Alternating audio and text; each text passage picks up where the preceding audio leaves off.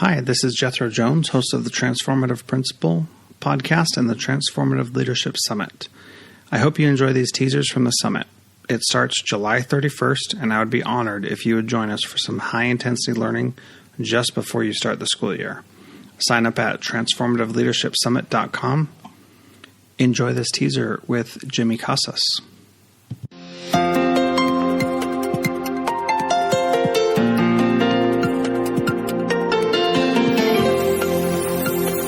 Because you want to give that candidate, this is what I say. I think a lot of times when we do interviews, we try to come up with questions or a structure.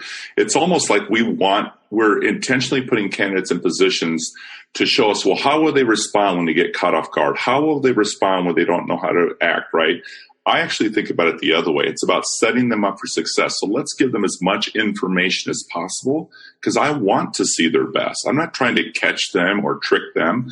I'm going to say, hey, just so you know, when you come and interview next week, here's where I want you to park. Here's what it's going to look like. Here's who's going to greet you at the door.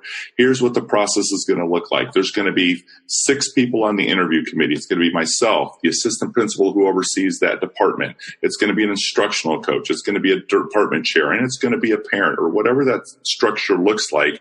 But we're trying to give them as much information. It's going to be a 45-minute interview. You're going to have a 20-minute tour. You're going to teach a 30-minute lesson. And when you teach that lesson, be careful. Here, let me tell you a little bit about the lesson now. Here's what the classroom looks like. Here's how many kids you have in the classroom. You're going to have the teacher or a department chair is going to call you, and they're going to tell you, here's what we taught yesterday, or here's the unit we're on. Here's what we would have done today, and here's what we plan to do tomorrow. Now it's your responsibility to come up with a 30-minute lesson that aligns with what the teacher's already been doing because you're going to be live from kids. And in addition to that, let me tell you this. When you're done teaching the lesson, I'm going to talk to the kids and I'm going to ask the kids, could you see this teacher being your teacher? What did you like about this? Was this teacher able to connect with you?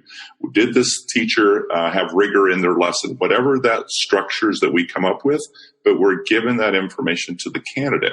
And so we're trying to set them up for success because here's what I've learned, Jethro.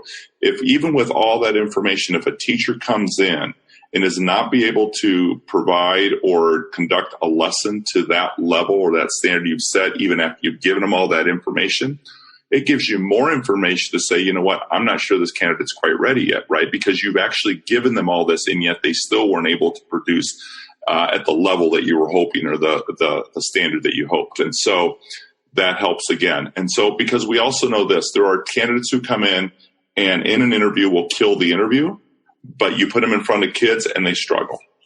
Or they come in and they struggle in the interview, but you put them in front of kids and they are like, unbelievably ability to connect with kids, right?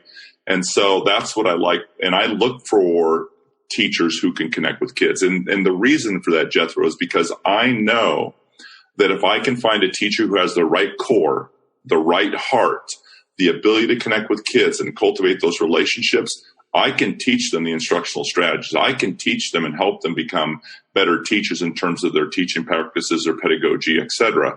But I can't change their heart, right? And I'm not saying there are exceptions to that, but I don't want to spend all that time and energy doing that. If they're rigid people, guess what? They're probably going to be pretty rigid either at school and at home and everywhere else. And so that's the mindset behind and the system that we try to set up for our students and our staff as they come in.